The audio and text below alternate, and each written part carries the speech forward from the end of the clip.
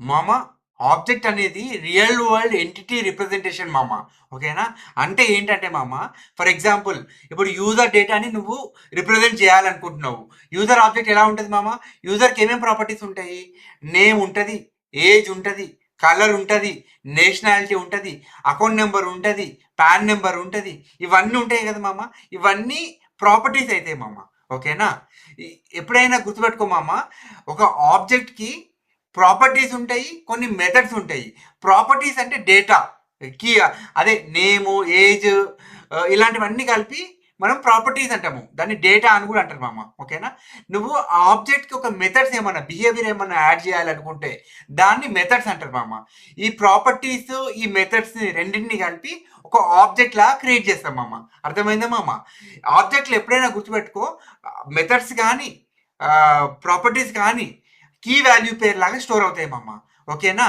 Key value పేర్ అంటే ఏంటంటే, ఇప్పుడు నేమ్ అంటే నేమ్ అనేది కీ, వాల్యూ వచ్చేసి రవి. ఓకేనా?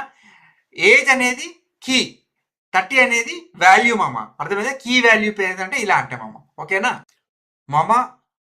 మనం ఆబ్జెక్ట్ నుంచి ప్రాపర్టీస్ని రీడ్ చేయాలనుకుంటే అక్కడ రెండు రకాల ఆప్షన్స్ ఉంటాయి మన మామ మనకి. ఒకటి వచ్చేసి డాట్ నోటేషన్, అంటే యూజర్ డాట్ నేమ్ అంటే యూజర్ ఆ ఆబ్జెక్ట్లో ఉన్న నేమ్ అనేది వస్తుంది మామ. అర్థమైందా?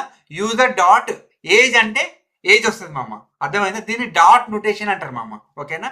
ఇప్పుడు బ్రాకెట్ నోటేషన్ అంటే ఏంటో చెప్తా మామ. ఏం లేదు మామ, సింపుల్. ఆ యూజర్ స్క్వేర్ బ్రాకెట్ పెట్టి అండ్ డబుల్ కోట్స్లో నేమ్ అని రాస్తే ఆ రవి అనే నేమ్ ప్రింట్ అవుతుంది. ఓకేనా? User square bracket of double quotes age అన్నాం అనుకో, ఆ ఏజ్ అనేది వస్తుంది మామ. ఏం లేదు, ఇవి రెండు సేమ్ మామ, కానీ ఎవరు కన్వీనియంట్ వాళ్ళకు ఉంటుంది.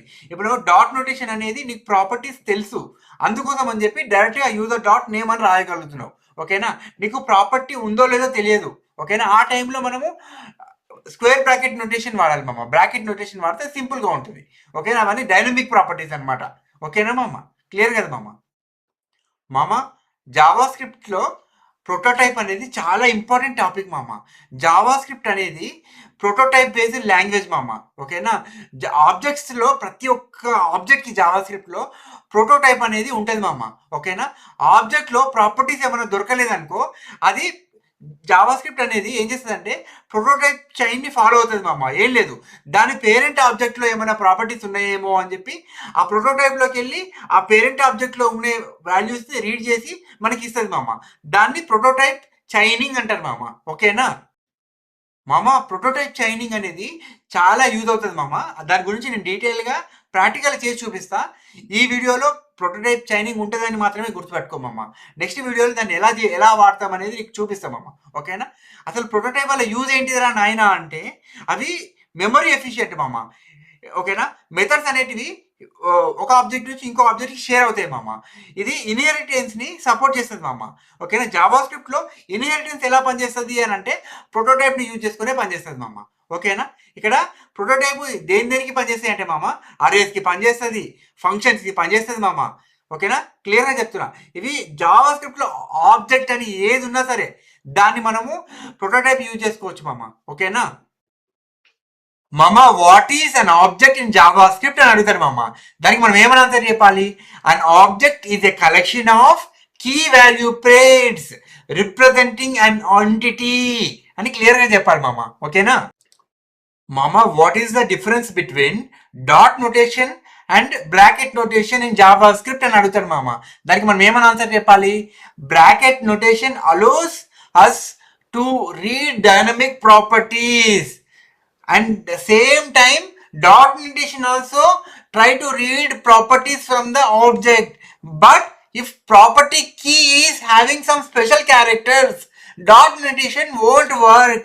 That is the reason we always use bracket notation to access special characters related keys అని క్లియర్గా చెప్పాలి మామ. ఓకేనా మామ? What is prototype in JavaScript అని అడుగుతారు మామ. దానికి మనం ఏమని ఆన్సర్ చెప్పాలి?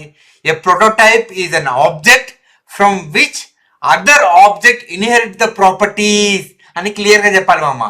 ఓకేనా? నీకు జాబ్ వచ్చే వరకు నాది బాధ్యత మామ. నువ్వు ప్రతి ఒక్క వీడియో చూసి రిమైండ్ చేసుకోమమ్మ. ఓకేనా?